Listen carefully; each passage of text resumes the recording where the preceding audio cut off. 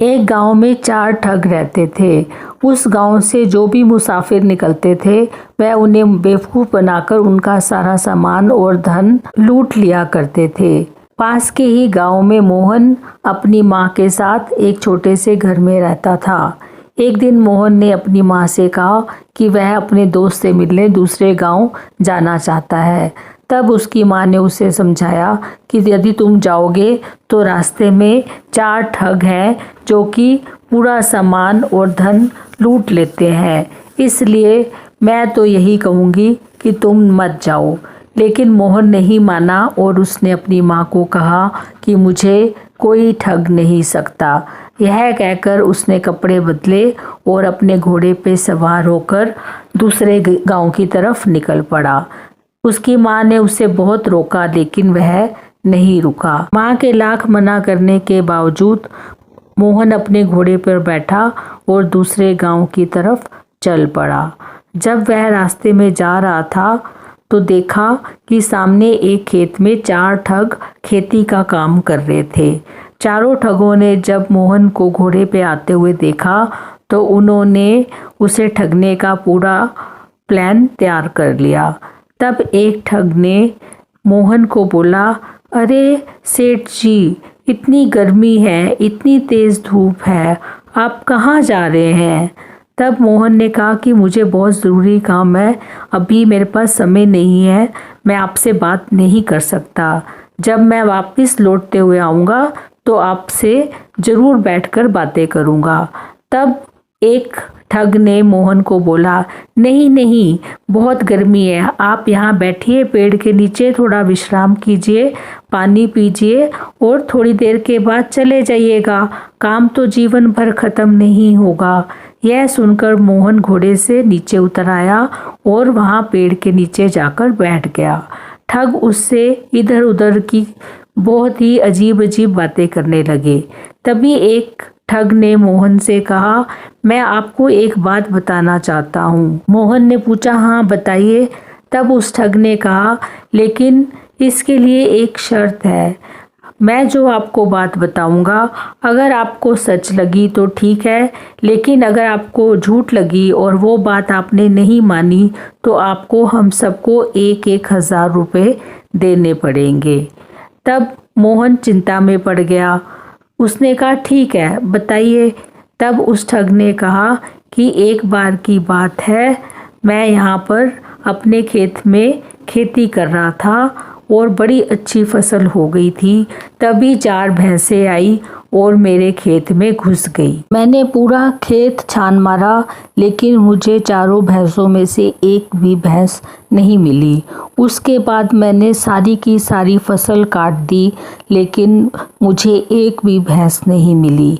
उसके बाद मैंने फसल काटने के बाद जितना गेहूँ इकट्ठा हुआ उसको पिसवा के आटा बना दिया, लेकिन फिर भी एक भी भैंस मुझे नहीं मिली। उसके बाद मैंने उस आटे को गूंदा, रोटी बनाई, लेकिन जैसे ही मैं रोटी खाने के लिए बैठा मैंने एक निवाला तोड़ा, उसमें से चारों की चारों भैंसें निकल आई। लेकिन ये बहुत ही हैरानी की बात है, मैं जिसको भी ये बात बताता हूँ कोई भी ये बात मानने के लिए तैयार नहीं है। तब मोहन ने कहा, नहीं नहीं, ऐसा हो ही जाता है, ऐसे कई किस्से मैंने सुने हैं, मेरे साथ भी ऐसा कई बार हो चुका है। मैं आपकी बात से पूरी तरह से सहमत हूँ। मेरे साथ तो आज भी एक ऐसी ही घटना घटी। तब चारों ठगों ने पूछा, कैसी घटना? तब मोहन ने कहा, मैं ऐसे नहीं बताऊंगा, मेरी भी एक शर्त है। यदि तुम लोगों ने मेरी उस बात पे विश्वास नहीं किया तो तुम सबको 1,000 मुझे देना पड़ेगा, और अगर विश्वास कर लिया तो कोई बात नहीं। चारों ठगों ने कहा, हाँ हाँ ठीक है, हमें ये शर्त मंजूर है, आप बताइए। तब मोहन ने कहा, आज मैं जब इस तरफ आ रहा था तो मेरी पत्नी ने यानी कि मेरी सेठानी जी ने बहुत अच्छे अच्छे पकवान बनाए और मुझे बोला कि ये पकवान आप खा के ही जाइए, लेकिन मैं इतनी जल्दी में था कि मेरे पास बिल्कुल भी समय नहीं था और मैं बिना खाए ही चल पड़ा। और देखिए मेरी सेठानी जी मुझसे कितना प्रेम करती हैं, वो सारे पकवानों को पैक करके यहाँ तक ले आई। तब उन चारों ठगों ने कहा, कहाँ है सेठानी जी, हमें तो दिखाई नहीं दे रही। तब मोहन ने कहा, देखिए पीछे मुड़कर वो आ रही हैं सेठानी जी। जब चारों ठगों ने देखा तो पीछे एक लड़की खाना लेकर आ रही थी। चारों ठग देखकर हैरान हो गए और एक दूसरे से बोले, अरे वो तो हमारी बहन है, ये तो हमसे भी बड़ा ठग निकला। अगर हम इसकी बात को नहीं मानेंगे तो हम सबको इसको 1,000 रुपया देना पड़ेगा, और यदि हम इसकी बात को मान लेंगे तो ये हमारी बहन को लेकर चला जाएगा।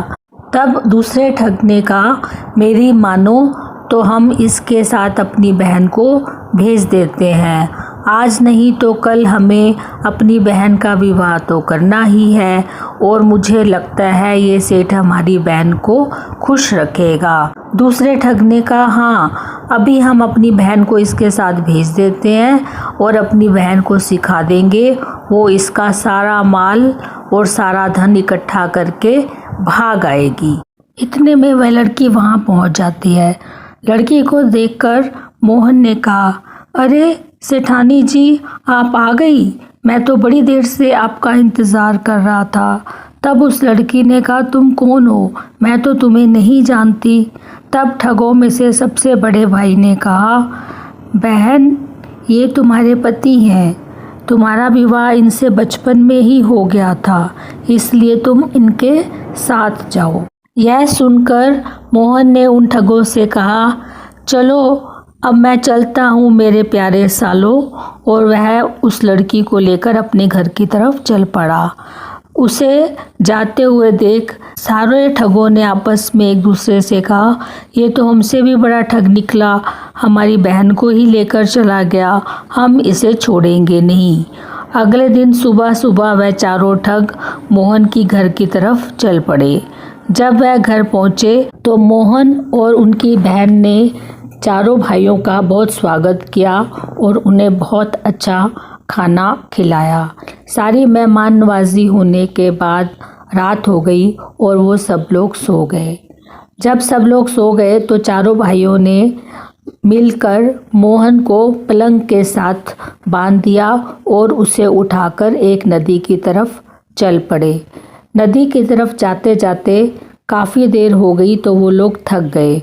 उन्होंने उस पलंग को एक पेड़ के नीचे रख दिया और खुद भी थोड़ी देर के लिए आराम करने के लिए उस पेड़ के नीचे सो गए।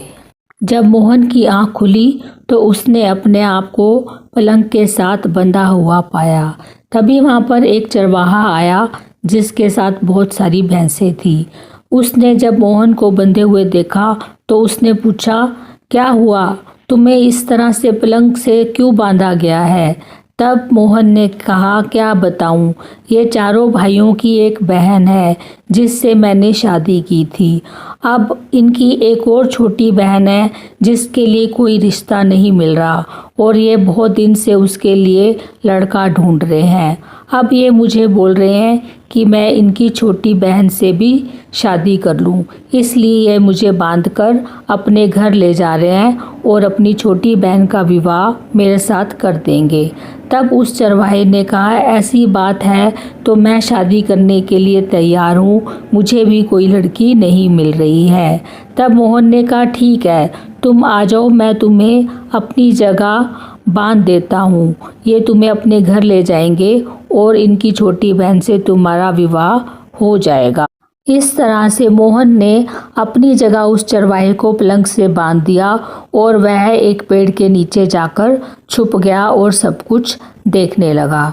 जब चारों भाई उठे उन्होंने उस पलंग को उठाया और एक नदी की तरफ चल पड़े।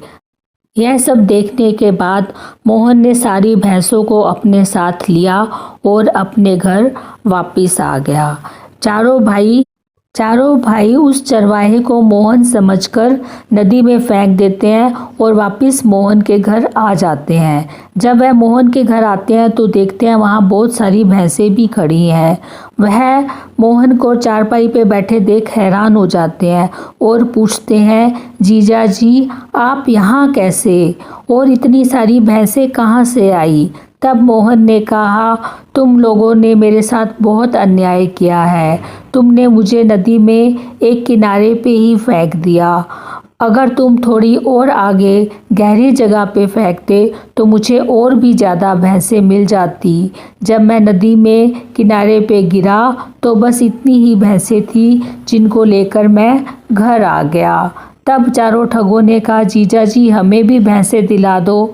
मोहन ने कहा, ठीक है मेरे साथ चलो, जहाँ मैं बोलूँगा वहाँ पर तुम नदी में छलांग लगा देना और तुम्हें बहुत सारी भैंसें मिल जाएंगी। वह चारों ठग मोहन के साथ फिर से उस नदी के किनारे जाते हैं और मोहन उनको बोलता है कि तुम इस जगह पर जल्दी से कूद जाओ, नहीं तो बाकी के लोग आकर सारी भैंसें लूट लेंगे।